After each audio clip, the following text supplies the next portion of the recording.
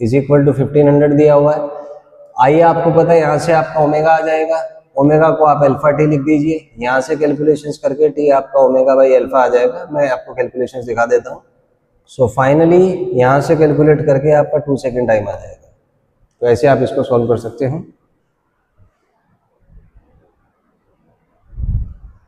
Next question है moment of inertia of a uniform circular disc about a diameter is I, ठीक है, perpendicular to the plane and passing through point on its ring. So diameter के about I होता है आपका mr²/4, तो आई आएगा आपका डायमीटर के अबाउट आता है mr²/4। तो आपसे पूछा है perpendicular to the plane and passing through the point on the rim. तो यहाँ पूछा है, मान लीजिए आई डैश है, तो आई डैश आपका आ जाएगा 3/2 mr²। तो यहाँ से mr² आपका 4i आ जाएगा, तो आई डैश आएगा आपका 3/2 × 4i। तो इसको सोल्व करेंगे 6i आ जाएगा। So C option will be correct over here, 6i।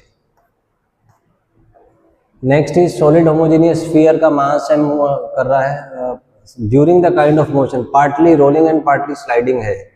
तो इसमें एनर्जी कंजर्व होगा नहीं क्योंकि फ्रिक्शन आएगा।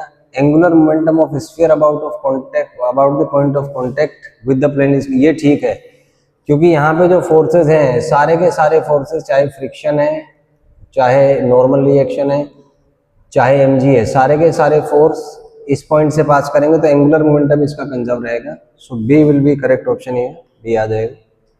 नेक्स्ट इज रिंग का मास रेडियस दिया हुआ है, ठीक है, इट्स काइनेटिक एनर्जी तो हाफ आई ओमेगा स्क्वायर होता है, आई का वैल्यू mr², ए यहाँ पे करेक्ट हो जाएगा, A will be correct over here. So this was a discussion of NEET QIQs. The chapter was rotational motion and center of mass. इसमें हमने we have discussed I think about 113 question as a part of the training program.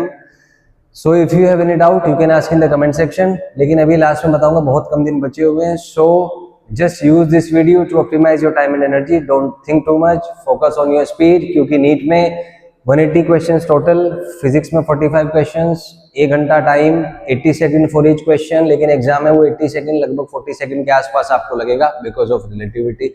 So don't think too much, just focus on giving mock test, solving maximum number of questions, but at the time take some time to relax yourself, work on your mind system, just relax your nerves, try to revise things, try to revise the concept, be busy with yourself. If you have any doubt you can ask in the comment section. Thank you and have a nice day.